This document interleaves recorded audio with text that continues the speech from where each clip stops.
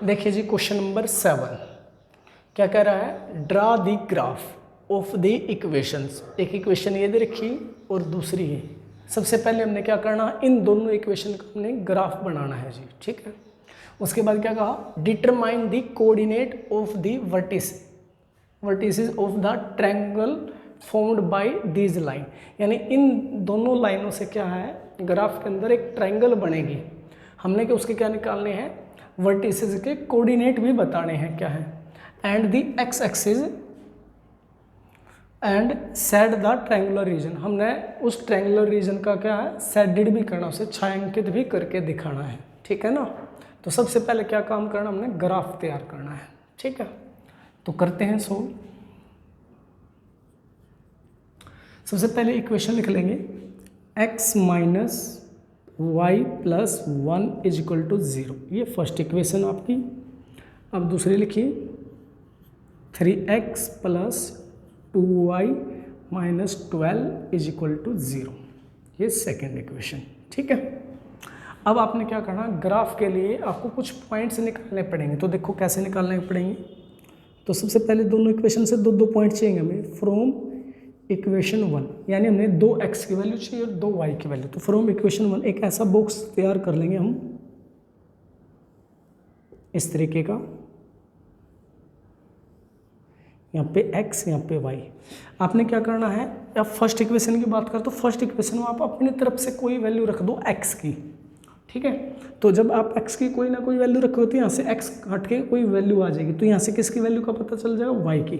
तो मान लो मैं x की जगह पे क्या रखता हूँ, 0 रख देता हूँ। क्या रख देता हूँ, 0। तो यहाँ पे सोल्व करके भी दिखाता हूँ मैं। इसमें मैंने 0 रख दिया x की जगह पे। तो minus y plus 1 is equal to 0, कुछ ऐसा होगा। और 0 तो कुछ होता ही नहीं, इसको छोड़ देंगे, ठीक है। अब ये माइनस का y है, इसको इधर लेके जाओगे तो कैसे हो जाएगा, प्लस का। तो इधर क्या रह गया, 1। यानी y कितना आ गया, 1। यानी जब आपने x को 0 रखा तो y 1 बना, ठीक है। ऐसा समझ गए आप, ठीक है। तो सेम तरीके से आप क्या करो, y को 0 रख लो एक बार। मान लो y को 0 रख दें तो x क्या बनेगा, यानी ये 0 है, ये तो खत्म हुआ। यानी ऐसे लिख देता हूँ, कुछ ऐसी सिचुएशन दिखेगी आपने। तो ये 0 तो कुछ होता नहीं, तो उसको छोड़ देंगे। यानी क्या बच गया हमारा, x प्लस 1। ये प्लस का 1 इधर जाओगा तो किसका आ जाएगा, माइनस का। समझ आई बात। तो सेम तरीके से हम क्या करेंगे, दूसरी इक्वेशन से भी करेंगे ऐसे काम। फ्रॉम इक्वेशन 2 बनाइए ऐसे एक बॉक्स, टेबल कह सकते हैं इसको, x y। अब इसी प्रकार इसमें रखिए। मान लो मैं x को 0 ही रख लेता हूँ, ठीक है। आपने कोशिश ये रखनी है कि आप कोई भी वैल्यू रखो अपनी तरफ से। ऐसे सब जरूरी नहीं है कि आप 0 ही रखो, आप कोई भी वैल्यू रखो, लेकिन वैल्यू छोटी से छोटी ही रखनी चाहिए। ताकि और एक इस प्रकार की वैल्यू रखनी चाहिए कि जिसको रखने से आप जो दूसरी वैल्यू आएगी वो भी छोटी से छोटी, ताकि ग्राफ आसानी से बना जा सके। यानी आप बड़ी बड़ी वैल्यू रखो और ग्राफ बनाना पॉसिबल ही ना हो, ठीक है ना। तो इस तरीके से यानी आप कोई भी वैल्यू रख सकते हो। मैंने x को 0 रखा, 0 रखते ही इतना पार्ट क्या हो गया, 0 हो गया। तो यहाँ पे बचा 2y माइनस 12। तो यहाँ पे सोल्व करके दिखाता हूँ मैं, 2y minus 12 is equal to 0, कुछ ऐसा बचा। क्योंकि यहाँ 0 रखो, 0 से गुणा के 0 हो जाए। 0 को लिखने की जरूरत नहीं उसके बाद, मैं डायरेक्ट समझा रहा हूँ आपकी बार। ये माइनस का इधर जाओगा प्लस का, ऐसे हो गया। अब ये मल्टीप्लाई में इधर जाके डिवाइड में। अब चाहो डायरेक्ट काट लो, 2 1 जा 2, 2 6 जा 12, यानी y की वैल्यू कितनी आ जाएगी, 6 आ जाएगी, ठीक है। ऐसे ही आप क्या करो, y को 0 रख लो।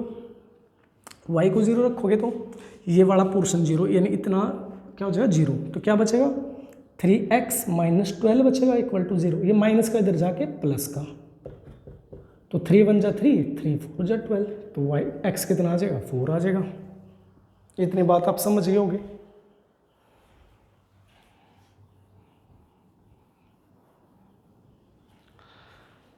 अब इसका ग्राफ बनाना है। ग्राफ यहाँ पे बनाते हैं हम।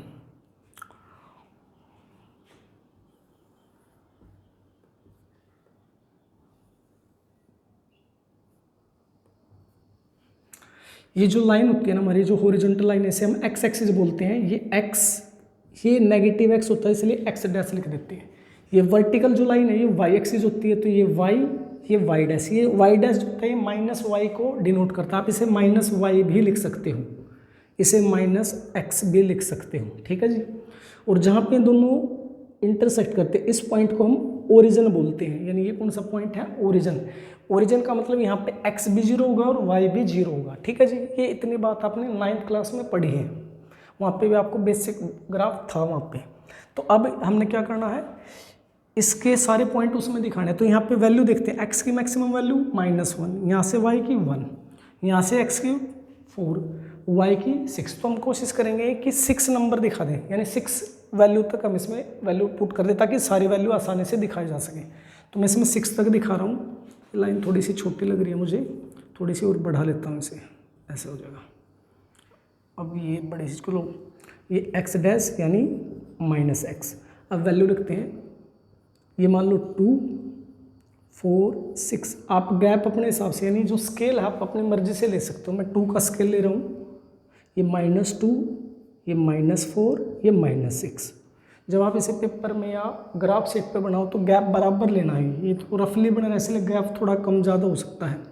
तो ऊपर की तरफ पे ऐसे 2, 4, ये 6, ऐसे नीचे ये -2, -4 और ये -6 पॉइंट रख लिया। अब ये इसमें वैल्यू रखनी है।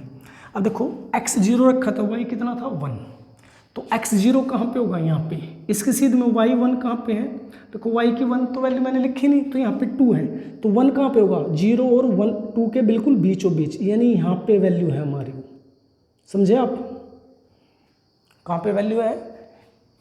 0 और 2 के बिल्कुल बीच में 1 वैल्यू। अब दूसरी वैल्यू x -1 और y 0 है, तो 0 तो ये होगा, यहाँ से -1 कहाँ पे होगा? x इधर, तो +1 इधर, -1, तो 2 और 0 के बिल्कुल बीच में यहाँ पे होगा कौन सा पॉइंट? -1।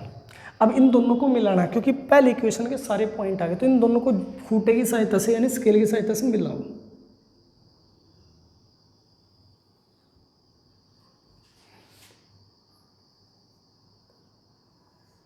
ये रफली थोड़ा सा तिरछी लग सकती है आपको लाइन।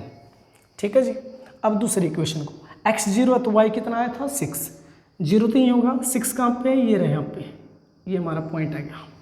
ऐसे ही y 0 x 4 है, y 0 तो ये होगा, 4x ये रहे यहाँ पे। अब इन दोनों को मिला दूँ ऐसे। ठीक है जी। इसमें और डिटेल डालना चाहते हो तो ये फर्स्ट इक्वेशन की थी, तो यहाँ पे फर्स्ट इक्वेशन, ये सेकेंड इक्वेशन। और ज़्यादा डिटेल के लिए आप क्या कर सकते हो, फर्स्ट इक्वेशन की इक्वेशन इसके ऊपर मेंशन करते हैं, लाइन है ना, तो यहाँ पे लिख देंगे हम -y + 1 = 0, ये इसकी लाइन है। इसके लिए भी लिख सकते हैं हम, यहाँ पे लिख रहा हूँ अभी 3x + 2y - 12 = 0। ठीक है। अब यहाँ तक का काम हमने कर दिया, ग्राफ तक का, ड्रा ग्राफ था, यहाँ तक का काम हो चुका है। अब उसने कहा determine the coordinate of the vertices of the triangle form. तब इससे ट्रायंगल बनी होगी, देखो यहाँ पे ट्रायंगल बनी है, एक यहाँ से ऐसे ऐसे, ये एक ट्रायंगल बन गई आपकी, दिख रही है ना आपने, ये पोर्शन क्या है? ट्रायंगल बन।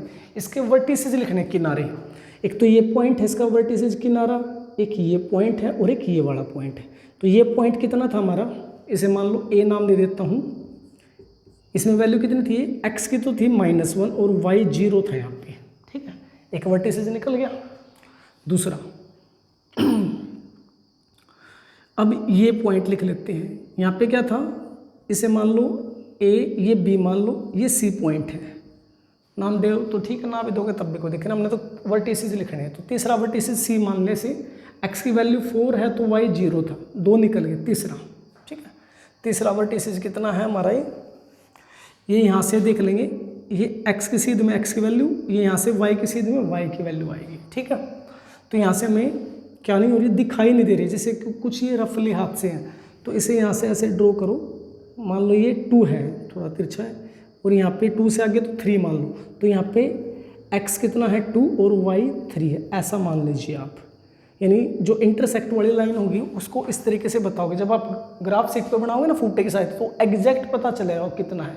यहाँ तो ये रफली थोड़ा ऊपर नीचे आपको लग रहा होगा, तो यहाँ से नीचे की तरफ जिसकी सीध में है वो x की वैल्यू, यहाँ से जिसकी सीध में है वो y की वैल्यू। मैंने इसे मान लिया ये 2 है और ये 3 है, तो ये हमने इसके तीनों वर्टिसेज निकाल दी। उसके बाद क्या कहा? And the x axis and seated the triangular region, हमने जो ट्रायंगुलर रीजन है उसको सेटेड भी करना है, यानी कलर करना। आप इसे पेंसिल से या कलर से कलर कर देना, मैं इसको ऐसे कलर करके दिखा रहा हूँ। तो ये आपका 7th क्वेश्चन।